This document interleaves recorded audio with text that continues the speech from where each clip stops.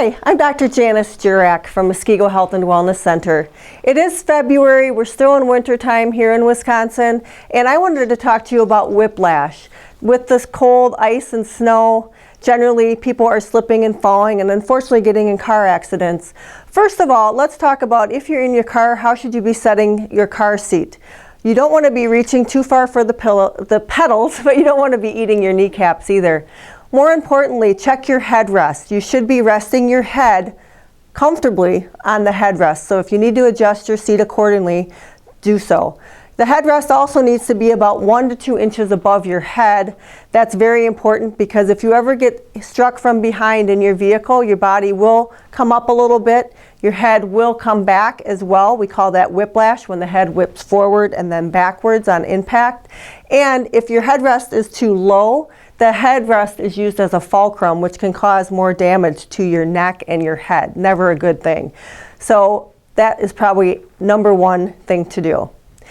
Now, if you are in a car accident, it doesn't take much as far as to get whiplash. We're talking 3 or 4 miles an hour. In fact, there have been studies that show if you're struck from behind at only 3 miles an hour, your own body takes on about 1 G of force. That's a lot. Increase it to 4 to 6 miles an hour, and what happens is you're now 2 to 3 G's of force on your neck. So our cars are meant to take the energy and impact. However, if it's a small accident, generally us as the occupants take that impact. And what will happen is you create damage. Our neck should actually have a normal curvature to it like this. When you whip forward and back, our muscles tighten up severely in front to prevent our head from flying off, always a good thing, and then come backwards. Unfortunately, it's not like a rubber band that just relaxes and our neck goes back to normal. There can be some damage. You can actually change the curvature from something like this to something completely straight or even the opposite. And why is that a problem? Well, not only do you have muscles and ligaments that are now perhaps strained, a little bit torn or tight, but these cords that you see right here, these are nerves, and you can see there's a hole where the nerves come out. That hole will then be changed. It'll actually close down around the nerve and you can start to get nerve pinching.